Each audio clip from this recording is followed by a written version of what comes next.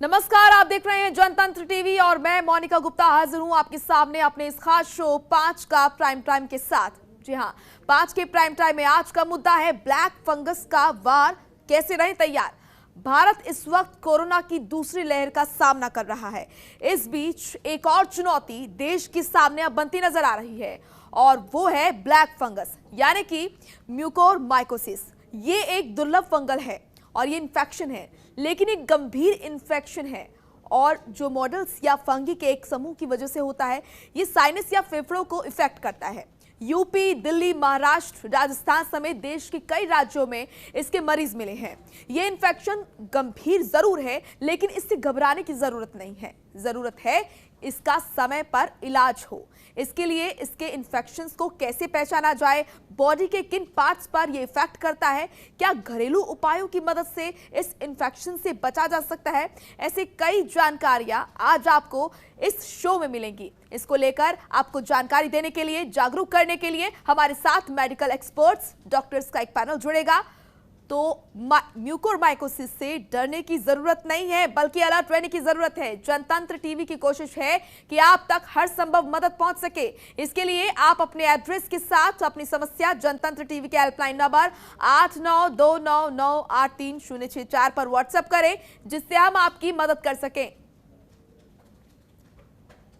तो black fungus का वार, कैसे रही तैयार, क्या है इसके सिम्टम्स और कैसे इससे बचा जा सकता है, तमाम जानकारियां आज आपको देंगे। तो चलिए, हमारे डॉक्टर्स का पैनल हमारे साथ जुड़ चुका है, जिससे कराते हैं आपको रूबरू। डॉक्टर रायल चौधरी जुड़े हैं हमारे साथ, जो कि आई स्पेशलिस्ट हैं, और साथ ही हमारे साथ डॉक्टर आमोद जुड़े हैं, एम्स दिल्ली से है। आप दोनों का बहुत बहुत स्वागत है।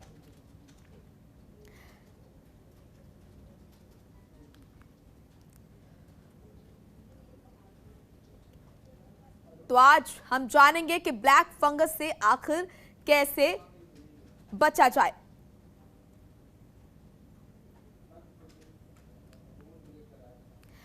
डॉक्टर रायल चौधरी, आपके पास आऊंगी सबसे पहले, क्योंकि आप आई स्पेशलिस्ट हैं। आप जानते हैं कि किस तरीके से आंखों में कोई संक्रमण अगर आता है तो वो किस तरीके से इफेक्ट करता है। डॉक्टर रायल, सबसे पहले मैं चाहूंगी कि आप हमारे दर्शकों को ये बताएं कि अगर कोई व्यक्ति ब्लैक फंगस से संक्रमित होता है तो उसको कैसे पता चलेगा और कब वो डॉक्टर के पास जाए उसे कंसल्ट के लिए। देखिए, ब्लैक फंगस में सबसे पहले आपको ये समझना जरूरी है कि ये उन लोगों को इफेक्ट करती है जिनकी इम्यूनिटी कम होती है। मान लीजिए ऐसे पेशेंट्स जो डायबिटीज के पेशेंट हैं या जिनका कोरोना की ट्रीटमेंट में high concentration of steroid use हुआ है, ऐसे लोगों को ये जो बीमारी है ये ज्यादा संक्रमित करती है।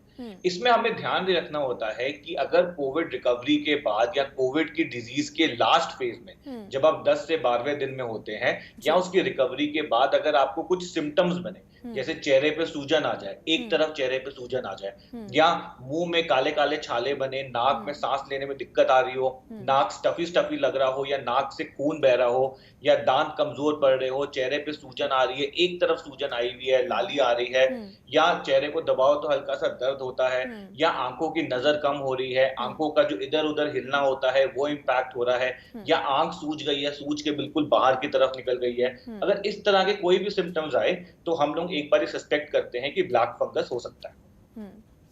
बहुत इंपॉर्टेंट आपने चीज बताई है कि कैसे पता लगाया जा सकते हैं अगर कोई व्यक्ति अगर इस संक्रमण से ग्रसित होता है तो ये सिम्टम्स जो है वो नजर आएंगे, इससे पहले ही वो डॉक्टर के पास जाए। बहुत क्या समय पर जाना बहुत इसके लिए बहुत जरूरी हो जाता है, क्योंकि ये भी सुनने में आ रहा है कि अगर इसका इलाज समय रहते हो तो बहुत ज्यादा अच्छा है, अन्यथा समस्या जो है वो आगे और बढ़ सकती है। देखिए, हमें ब्लैक फंगस में ये समझना है कि टाइमली इलाज बहुत जरूरी है। जितनी जल्दी ये प्रॉब्लम पकड़ी जाएगी और जितना जल्दी इसका इलाज किया जाएगा उतना अच्छा रिजल्ट आएगा, और जितनी ये देर में पकड़ी जाएगी, जितना ये शरीर में फैल जाएगी और तब इसको ट्रीट किया जाएगा, उतना ही मुश्किल होता है ट्रीट करना, और फिर हमें सर्जिकल तरीकों का मदद लेना पड़ता है। मान लीजिए अर्ली स्टेज में पकड़ा गया तो हम सिर्फ दवाइयों से ठीक कर सकते हैं, लेकिन बॉडी में बहुत ज्यादा फैल गया तो हमें सर्जरी करके ब्लैक फंगस को खुरुच के या डिब्राइड करके निकालना भी पड़ता है। तो जितना जल्दी डायग्नोसिस होगा उतना अच्छा ट्रीटमेंट होगा। डायग्नोसिस में बेसिकली आपका डॉक्टर 3-4 तरह के टेस्ट कर सकता है। हो सकता है वो सीटी स्कैन कराए या एमआरआई कराए या बायोप्सी कराए। बायोप्सी में क्या होता है कि हम बॉडी का एक छोटा सा टुकड़ा काट के निकालते हैं और उसको माइक्रोस्कोप के नीचे स्टडी करते हैं कि ये ब्लैक फंगस तो नहीं है। तो जितना जल्दी आप इसका इलाज कराएंगे उतना बेटर है रिकवरी। और इसमें हमें ये समझना है कि अगर ये प्रॉब्लम वैसे तो नाक से शुरू होती है, नाक से होते हुए आंखों पे जाती है, साइनस को इफेक्ट कर सकती है, लेकिन अगर ये प्रॉब्लम और ऊपर चले जाए, ब्रेन में चले जाए या दिमाग में चले जाए, तो बहुत घातक रिजल्ट्स हो सकते हैं, पेशेंट की डेथ भी हो सकती है। इनफैक्ट हम लोग ये मानते हैं कि अगर 100 लोगों को ब्लैक फंगस की प्रॉब्लम होगी तो 50 लोगों की अनफॉर्चुनेटली डेथ हो जाएगी। इसका मोर्टेलिटी रेट बहुत ज्यादा हाई है। जी, तो बहुत ज़्यादा ज़रूरी है कि अलर्ट रहा जाए। बहुत इंपॉर्टेंट चीज़ आपने बताई है। डॉक्टर आमोद, अब मैं आपका रुख करूंगी। इस बीमारी को लेकर, म्यूकरमाइकोसिस को लेकर लोग बहुत ज़्यादा घबराए हुए हैं। उनको ये बताना कि घबराने की ज़रूरत नहीं है, ज़रूरत है अलर्ट रहने की। कैसे इससे बचाव किया जा सके, जैसे कि कोरोना से बचाव के लिए लोग जानते हैं कि उन्हें क्या करना है, ऐसी म्यूकरमाइकोसिस से बचाव के लिए वो क्या करें। उन तमाम दर्शकों को बताइए जो इस वक्त आपको देख रहे हैं, जनतंत्र टीवी को देख रहे हैं। पहले तो धन्यवाद मोनिका जी, जो आप के द्वारा और हम जो दर्शकों को अपनी छोटी सी सलाह जिसके लिए लाइफ सेविंग हो सकती है। तो पहले हमें ये समझना होगा कि ये म्यूकरमाइकोसिस है क्या। एक्चुअली क्या है कि ये एक हमारे वातावरण में या हमारे चारों तरफ एक छोटे छोटे कणों में पाए जाते हैं। तो बचने से सबसे इम्पोर्टेंट क्या है कि इसे हम बच कैसे सकते हैं। जैसे कि हमारे चारों तरफ इन्वायरमेंट में छोटे छोटे स्पोर्स के रूप में मिलता है और ये पाया जाता है। तो जैसे हम कोविड में, इस समय सारे लोग कोविड में ट्रिपल लेयर मास्क पहन रहे हैं, कहीं बाहर जा रहे हैं तो शूज पहन रहे हैं, या जो भी ओपन स्किन एरिया है उसको हम कवर कर ले रहे हैं।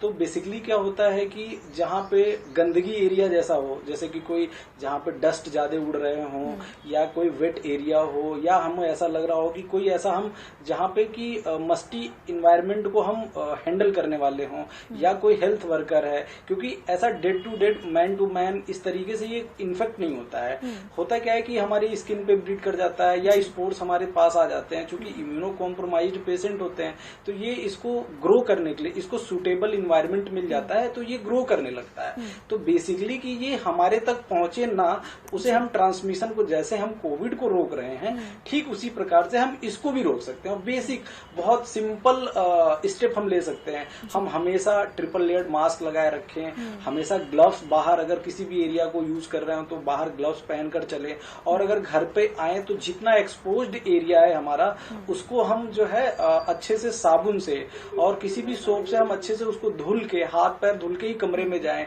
और अपने जो है कपड़े हैं, क्लॉथ है, उसको गर्म पानी में, इससे हम बेसिकली जो फर्स्ट चेन है, आप इसको भी चेन कह सकते हैं, जो फर्स्ट चेन है उससे हम अवॉइड कर सकते हैं इन्फेक्शन को अपने शरीर में अंदर जाने से, या उसका मल्टीप्लीकेशन हो रहा हो उसको रोकने के लिए। तो बेसिक स्टेप हम ले सकते हैं जिससे कि हम इस सिंपल, इसमें घबराने की कोई जरूरत नहीं है। तो कुल मिलाकर जो सावधानियां हम कोरोना को लेकर बरतते थे, इसको बचा सकते जी, वही सावधानियां हमें ब्लैक फंगस को लेकर भी, यानी कि म्यूकोरमाइकोसिस को लेकर ही हमें बरतनी है। बहुत इंपॉर्टेंट बात आपने बताई है। डॉक्टर राहिल, अब मैं आपका रुख करूंगी। ये कहा जा रहा है कि ये बीमारी उन लोगों को अपनी जद में ले रही है जो कि किसी गंभीर बीमारी से ग्रसित हैं कोरोना के बाद, जो कि ठीक हुए हैं। तो क्या ये सही है? और अगर ये सही है तो कौन सी बीमारियां हैं जिससे ग्रसित लोगों से कहा जाए कि वो ज्यादा बचे इस बीमारी से? तो किन लोगों को ज्यादा सावधान रहने की जरूरत है म्यूकोरमाइकोसिस से? देखिए, जो म्यूकरमाइकोसिस या ब्लैक फंगस की प्रॉब्लम है, ये उन लोगों को इफेक्ट कर रही है जो इम्यूनो कॉम्प्रोमाइज्ड होते हैं, जिनकी इम्यूनिटी कम होती है। जैसे डायबिटीज के पेशेंट हो गए, कोई क्रॉनिक किडनी डिजीज है, किसी का किडनी ट्रांसप्लांट हुआ है, कोई HIV एड्स का पेशेंट हो गया, कोई कैंसर का पेशेंट हो गया, या कोई ऐसा पेशेंट जो ऑलरेडी कुछ दवाइयां खा रहा है जिससे इम्यूनिटी कम होती है, ऐसे लोगों को ये बीमारी ज्यादा घातक होती है। लेकिन हम यहाँ देख रहे हैं कि मेजॉरिटी लोग जिनको म्यूकरमाइकोसिस की प्रॉब्लम हो रही है वो डायबिटीज के शिकार है, और अनकंट्रोल्ड डायबिटीज है, उनकी डायबिटीज कंट्रोल में नहीं है, तो वो कोविड से या तो रिकवर हो रहे हैं या रिकवर हो चुके होते हैं, डायबिटीज कंट्रोल में नहीं होती और उनको ये प्रॉब्लम हो जाती है। इसलिए जिनकी शुगर अनकंट्रोल्ड है, डायबिटीज की प्रॉब्लम जिनकी अनकंट्रोल्ड है, वो सबसे ज्यादा रिस्क है इस ब्लैक फंगस की प्रॉब्लम के लिए। दूसरा में ये समझना है कि बहुत सारे लोग घबरा रहे हैं कि ब्लैक फंगस भी कोरोना की तरह फैलता है। ऐसा नहीं है। ब्लैक फंगस के पेशेंट को अगर आप छुएंगे या उसके साथ रहेंगे तो वो आपको नहीं होगा। अगर आप हेल्दी इंसान है तो आपको नहीं होगा। तो इससे बहुत ज्यादा ये घबराहट फैली हुई है कि जैसे कोरोना फैलता है, हवा से फैल रहा है, पेशेंट के साथ रहोगे तो आपको भी कोरोना हो जाता है, वैसे ही ब्लैक फंगस को रिलेटेड भी बहुत सारे लोगों के मन में घबराहट है। तो हमें ये समझना है कि ये छूत की बीमारी नहीं है। ऐसा नहीं है कि आप किसी के साथ रहोगे, उसको छुओगे तो आपको ब्लैक फंगस हो जाएगा। तो ये बहुत इंपॉर्टेंट बात आपने बताई, क्योंकि अभी क्या हो रहा है कि कोरोना से ग्रसित होकर लोग ठीक होकर फिर उसके बाद जब उन्हें ब्लैक फंगस हो रहा है तो उनको ये दुविधा में वो पड़ रहे हैं कि उनको कोई छू सकता है या नहीं छू सकता है। ये कहीं ना कहीं भ्रांतियां भी फैली हुई थी कि ब्लैक फंगस भी इसी तरीके से फैल रहा है जैसे कि कोरोना फैलता है। बहुत इंपॉर्टेंट बात आपने बताई है। और डॉक्टर राहिल, मैं ये भी आपसे जानना चाहूंगी कि जिस तरीके से कोरोना से बचाव के लिए स्पेशली एक पूरा डाइट चार्ट रहता है, तो क्या इस बीमारी से बचने के लिए, इस इन्फेक्शन से बचने के लिए भी हमें अपने मील में कुछ ऐसा चीज शामिल कर सकते हैं जिससे इस इन्फेक्शन से बचा जा सके, जिससे जो इससे ग्रसित इंसान है वो जल्दी ही रिकवर करे? देखिए, इसमें बहुत ज्यादा रोल डाइट का तो नहीं है, लेकिन इसमें हमें ये समझना है कि जिनकी कोरोना के ट्रीटमेंट में बिल्कुल मिस यूज हुआ था स्टेरॉइड का। देखिए, स्टेरॉइड का भी दो तरह से यूज होता है। एक तो होता है कि आप जुडिशियस यूज करें कि जितना रिक्वायर्ड है पेशेंट को उतना दें। एक होता है कि लोग मिस यूज कर रहे हैं, जैसे छोला छाप डॉक्टर्स होते हैं कि स्टार्टिंग से स्टेरॉइड शुरू कर देते हैं। ऐसे लोगों में ब्लैक फंगस के केसेस ज्यादा मिल रहे हैं। स्पेशली ऐसे लोग जो डायबिटीज के शिकार है उनमें ज्यादा मिल रहे हैं। तो मान लीजिए आप डायबिटीज के पेशेंट है तो आपको अपना शुगर मॉनिटरिंग बहुत जरूरी करनी है और इस तरह का खाना अवॉइड करना है जिससे शुगर बढ़ती हो। और रेगुलर आपको अपने डायबिटोलॉजिस्ट या एंडोक्रिनोलॉजिस्ट जो आपकी शुगर को मॉनिटर करता है, शुगर का इलाज कर रहा है, उससे रेगुलर टच में रहना, उसको इग्नोर नहीं करना। ठीक है, सबसे पहले आपको ये समझना है कि कोई भी ऐसा सिम्टम आए कि नाक में सांस लेने में दिक्कत हो रही है, छाती में पेन हो रहा है, स्टफीनेस हो रही है, नाक के अराउंड काला काला कुछ मिल रहा है, तो आप इमीडिएटली अपने आई डॉक्टर से या ENT डॉक्टर से कंसल्ट जरूर करिए। अक्सर मैं ऐसा देखता हूँ कि पेशेंट कोरोना से रिकवर होते हैं, उनको ये छोटी छोटी प्रॉब्लम शुरू हो जाती है, वो डॉक्टर को फोन करते हैं कि डॉक्टर साहब ऐसा सांस लेने में थोड़ी डिफिकल्टी हो रही है। डॉक्टर कहते हैं कि अभी आप कोरोना से ठीक हो रहे हैं, कोई बात नहीं, 2-3 हफ्ते में ठीक हो जाएंगे, रिकवरी फेज है। ऐसी सिचुएशन में ये ब्लैक फंगस की प्रॉब्लम मिस हो जाती है और पेशेंट लेट हो जाता है। लेट स्टेज जब प्रेजेंट करता है तब वो इतनी फैल चुकी होती है कि पेशेंट की मोर्टेलिटी बहुत ज्यादा हाई हो जाती है। बहुत इंपॉर्टेंट चीज़ आपने बताई है। डॉक्टर आमोद, मैं आपका रुख करूंगी। जैसे कि वैक्सीन की अगर हम बात करें, कोरोना से बचाव के लिए वैक्सीन बहुत ज़्यादा ज़रूरी है, तो क्या ब्लैक फंगस पर वैक्सीन का कोई असर होता है? क्या वैक्सीन इसके लिए किसी भी तरह से मददगार है?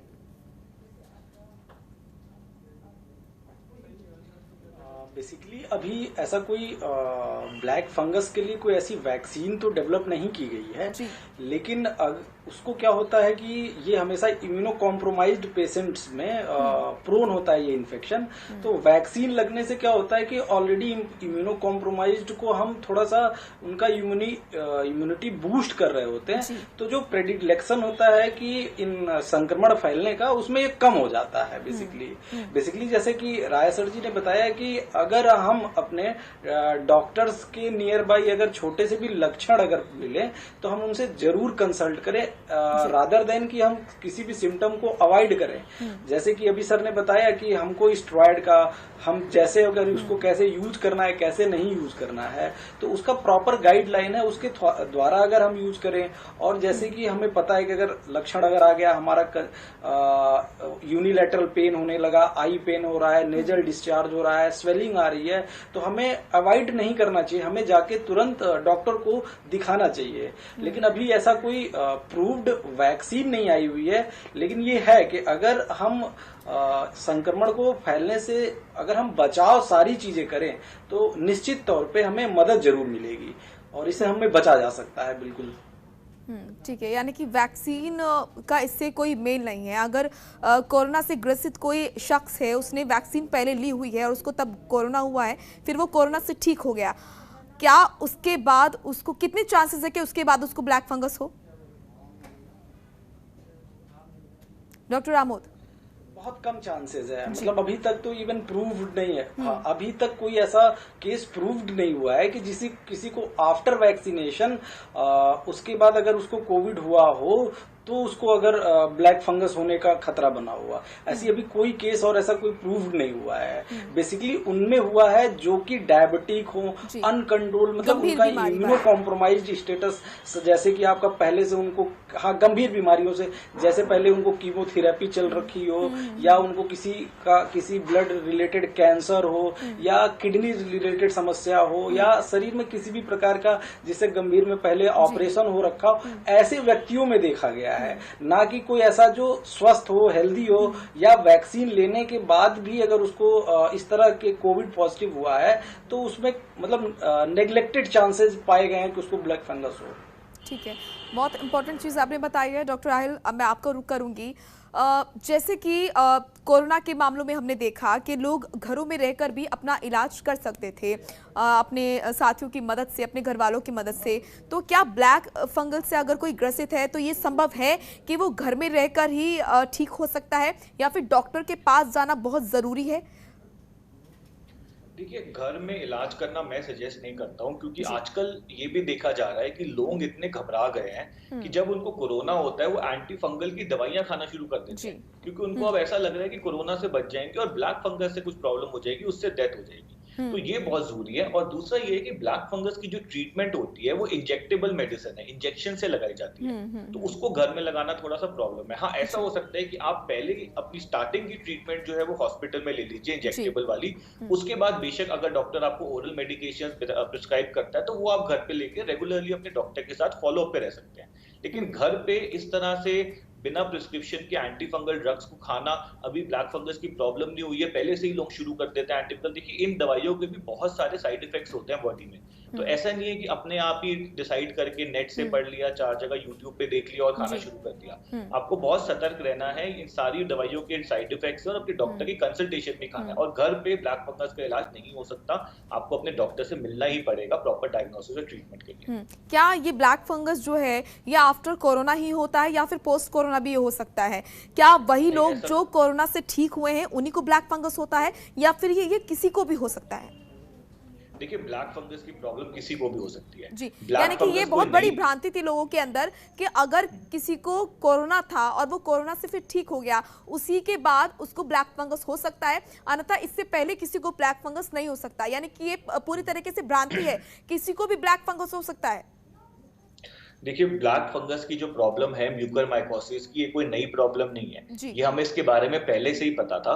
इनफैक्ट जब पहले कोविड की वेव आई थी तब भी लोग इन्फेक्ट हुए थे, लेकिन तब बहुत कम लोग इन्फेक्ट हुए थे, तो ज्यादा न्यूज में नहीं आई। ऐसा जरूरी नहीं है कि सिर्फ जो कोविड वाले उनको ही ब्लैक फंगस होगा, ब्लैक फंगस बाकियों को भी हो सकता है। देखिए, ब्लैक फंगस का बेसिक प्रिंसिपल ये है कि जब भी बॉडी की इम्यूनिटी कम होगी तब ये ब्लैक फंगस की अपॉर्चुनिटी इन्फेक्शन हो सकती है। तो अगेन, कोई डायबिटीज का पेशेंट है, उसमें कोई और प्रॉब्लम हो जाती है, इम्यूनिटी कम हो जाती है, या ऑलरेडी इम्यूनो कैंसर का पेशेंट है, उन लोगों को भी हो सकती है। कोविड में हमें इतना ज्यादा इसलिए मिल रहा है क्योंकि कोविड के पेशेंट जो ऑलरेडी इम्यूनो कॉम्प्रोमाइज्ड है, उनको कोविड हो रहा है, उनकी इम्यूनिटी और कम हो रही है, साथ ही साथ उनको स्टेरॉइड चलाया जा रहा है, स्टेरॉइड से और इम्यूनिटी कम हो रही है। तो बॉडी की इम्यूनिटी इतनी कम हो जाती है कि ये जो अपॉर्चुनिस्टिक इन्फेक्शन है ब्लैक फंगस जैसी, ये पेशेंट को लग जाती है। तो ये किसी को भी हो सकता है, बस कोरोना में ज्यादा दिख रहा है ऐसा। ठीक है, आप इसलिए ये बता रहे हैं कि इसीलिए कोरोना काल में, यानी कि इस समय में इसलिए ज्यादा इसके पेशेंट सामने आ रहे हैं क्योंकि इम्यूनिटी जो पावर है वो कम हो रही है लोगों की, और ये उसी पर अटैक करता है। बहुत इंपॉर्टेंट चीज आपने बताई है जी। डॉक्टर आमोद, मैं आपका रुख करूंगी। अगर ब्लैक फंगस की बात करें तो ऐसा माना जा रहा है कि ये जो फंगस है ये डायरेक्ट आंख से शुरू नहीं होता है, ये इन्फेक्शन धीरे धीरे आंख की तरफ बढ़ता है। तो बॉडी के ऐसे कौन कौन से पार्ट्स हैं जिनको ये इफेक्ट करता है? कैसे इसकी कहां से शुरुआत होती है डॉक्टर आमोद? हमें समझना होगा कि ये शुरुआत ऐसे हो सकती है कि जैसे कि स्पोर्स जो होते हैं, ये म्यूकरमाइकोसिस के, हमें समझना होगा कि ये एक फंगस है। फंगस का ग्रो कहाँ होता है? ग्रो जैसे कि एक जहाँ सड़े स्थान हो, गंदगियां जहाँ हो, या एकदम खराब चीजें हो, डस्ट हो, वो वहां से पाया जा सकता है। होता क्या है कि ये इन्वायरमेंट में मिलता है तो ये हमारे शरीर के एक्सपोज्ड एरिया में आ सकता है। जैसे कि हमारा जो हाथ का खुला हुआ एरिया है, अगर हमारी आर्म्स पूरी खुली हुई है, चेहरा पूरा खुला हुआ है, अगर वो स्पोर कहीं भी कांटेक्ट होता होता है या आकर लगता है, तो वो ट्रेवल करके उसको सुटेबल इन्वायरमेंट मिलता है। सपोज दैट अगर हमारे हाथ में लगा हुआ है और हम इन फ्लक्चुएंट जो है उसको हम अपनी नाक को टच करते हैं, आंखों को टच करते हैं या माउथ को भी टच करते हैं, तो सपोज दैट हमारे हाथों में लगा हुआ है तो वो डायरेक्ट कांटेक्ट में हमारे आई से जा सकता है, नोज से भी जा सकता है। और ये कई प्रकार के होते हैं, जैसे कि आपको ये क्यूटेनियस म्यूकरमाइकोसिस भी होती है और डिसेमिनेटेड होती है, पल्मोनरी होती है, और आपका राइनोसेरिब्रल होता है, जो सबसे कॉमन होता है वो पल्मोनरी और राइनोसेरिब्रल होता है। कई बार क्या होता है कि हम ओवर यूज की वजह से पल्मोनरी में पड़ा होता है तो वो डेसिमिनेट करके हमारे नोज तक, आई तक, और डेंजरस इसलिए हो जाता है कि हमारे ब्रेन तक पहुंच जाता है। तो इसके ट्रेवलिंग के कई वैसे रीजन है। तो बेसिकली इसको अगर हम अपना प्रॉपर हाइजीन मेंटेन कर लें तो इसका हम संक्रमण रोक सकते हैं। बेसिकली इसके यही सारे जो रास्ते हैं ये हमारे शरीर में पहुंचने के हैं। बिल्कुल डॉक्टर आमोद, आपने बहुत इंपॉर्टेंट चीज़ बताई है कि किस तरीके से इसको कैसे कंट्रोल किया जा सकता है। और डॉक्टर, मैं इसमें मोनिका थोड़ा सा और ऐड करना चाहूंगा। जी बिल्कुल बिल्कुल। तो बेसिकली ये जो ब्लैक फंगस या म्यूकरमाइकोसिस है, इसको हम लोग कहते हैं राइनो और बाइटल सेरिब्रल। तो मतलब 3 जगह ये ज्यादा इम्पैक्ट करता है, नाक को, आंख को और ब्रेन को। तो ये शुरू होता है आपकी नाक से ऊपर जाते जाते साइनस को इन्वॉल्व करता है, फिर और ऊपर जाता है आंख को इन्वॉल्व करता है, और फिर और ऊपर जाके ब्रेन को इन्वॉल्व कर सकता है। और अगर मान लीजिए नीचे चले जाता है ये, तो फिर आपके फेफड़े वगैरह को इन्वॉल्व कर सकता है। ठीक है डॉक्टर राहिल, एक और इम्पॉर्टेंट सवाल है, जैसे कि डॉक्टर आमोद ने बताया कि क्योंकि हमारे बॉडी के जो पार्ट्स हैं वो ढके रहते हैं, और कोरोना क्योंकि कांटेक्ट से आता है, अगर हम अपने हाथ को छुएं और मुंह से जो वायरस है वो जाता है, जिस तरीके से हम मास्क पहनते हैं अपने चेहरे पर, क्या वैसे ही जिनकी इम्यून पावर ठीक नहीं है या फिर जो कोरोना से ग्रसित लोग हुए हैं या फिर उससे ठीक हो चुके हैं, क्या वो अपनी आंखों पर चश्मा पहने इससे बचने के लिए, तो वो बच सकते हैं इससे? क्या ऐसा कुछ है, ये संभव है? क्या आंखों को कवर करने से बचा जा सकता है? नहीं, बिल्कुल नहीं। देखिए, आंख पे चश्मा पहनना या आंख पे शील्ड पहनना, फेस शील्ड पहनना ऊपर फेस पे, या मास्क पहनना, ये सब आपको कोरोना से बचा सकते हैं, म्यूकरमाइकोसिस से नहीं बचा सकते हैं। तो ये सब प्रिकॉशंस कोरोना से बचने के लिए ले सकते हैं हम। ब्लैक फंगस के लिए इसमें कोई रोल नहीं है। तो ये इन्वायरमेंट से नहीं आता हमारे पास, आप ये कह रहे हैं? इन्वायरमेंट से ही आता है, लेकिन जब ये स्प्रेड करता है तो ये बॉडी के अंदर स्प्रेड करता है। जी ठीक है, ये बहुत इंपॉर्टेंट चीज़ आप बता रहे हैं। और अगर हम बात करें एज ग्रुप की, तो क्या ऐसा कुछ है कि ये किसी स्पेशल एज ग्रुप को ही ये अटैक करता है या फिर किसी को भी ये हो सकता है? नहीं, देखिए, ज्यादातर हम देखते हैं कि एल्डरली लोग जिनकी उम्र 50-60 साल से ऊपर है, उनपे ज्यादा इन्फेक्शन मिल रही है, लेकिन ऐसा कोई जरूरी नहीं है। मिलने को ये यंग लोगों में मिल सकती है और बच्चों में मिल सकती है। डिपेंड करता है कि किस सिचुएशन में क्या बीमारी हुई और इम्यूनिटी कम हो गई, और उसका जो रिजल्ट है वो म्यूकरमाइकोसिस की तरह प्रेजेंट कर सकता है। डॉक्टर राहिल और डॉक्टर आमोद, आप दोनों ने बहुत ही इंपॉर्टेंट चीज़ें बताई हैं, बहुत इंपॉर्टेंट टिप्स बताए हैं, और मैं उम्मीद करती हूँ इस वक्त जो हमारे दर्शक इस शो को देख रहे हैं ये उनके बहुत ही ज़्यादा काम आएंगे। जो शंका उनके मन में थी या फिर जो भी उनके मन में सवाल थे ब्लैक फंगस को लेकर, म्यूकरमाइकोसिस को लेकर, वो उनके दूर होंगे। बहुत बहुत शुक्रिया आपका हमारे साथ जुड़ने के लिए और तमाम जानकारियाँ हमें देने के लिए, हमारे दर्शकों तक पहुँचाने के लिए, उन्हें जागरूक करने के लिए। तो जनतंत्र टीवी की कोशिश है कि आप तक हर संभव मदद पहुंच सके। इसके लिए आप अपने एड्रेस के साथ साथ अपनी समस्या जनतंत्र टीवी के हेल्पलाइन नंबर 8929983064 पर व्हाट्सएप करें, जिससे हम आपकी मदद कर सकें। साथ ही अगर आप राजधानी दिल्ली में रहते हैं या फिर यहां इलाज के लिए आने वाले हैं, तो ये जानकारी आपके लिए बेहद इंपॉर्टेंट है। राजधानी दिल्ली में टोटल कोविड बेड्स की संख्या 27,941 है। इनमें से 12,747 भरे हुए हैं, साथ ही 15,194 खाली बेड्स हैं। वहीं कोविड-19 ऑक्सीजन बेड्स की अगर बात की जाए तो 24,737 टोटल बेड्स हैं। इनमें से 12,027 भरे हुए हैं और 12,710 खाली बेड्स हैं। और अगर बात की जाए कोविड-19 आईसीयू बेड्स की, तो आपको बता दें कि टोटल बेड्स 6,869 है। इनमें से 5,307 भरे हुए हैं और 1,000 562 खाली हैं। तो ये तमाम जानकारी हमने आप तक पहुंचाई ताकि आपकी मदद हो सके और जनतंत्र टीवी आपकी मदद के लिए प्रतिबद्ध है। इसके लिए लगातार हम आपसे संपर्क करते हैं, आपके लिए ये शो लेकर आते हैं ताकि आपको हर मुद्दे पर सही जानकारी मिले, आप मानसिक तौर पर स्वस्थ रहें और भ्रांतियों से दूर रहें। चलिए आज के लिए इस बुलेटिन में इतना ही। अगली बार मैं होंगी फिर हाजिर एक नए मुद्दे के साथ। तब तक के लिए मुझे दीजिए इजाजत। नमस्कार। खबरों के निष्पक्ष विश्लेषण के लिए सब्सक्राइब करें Jantantra TV and press the bell icon. Never miss any update.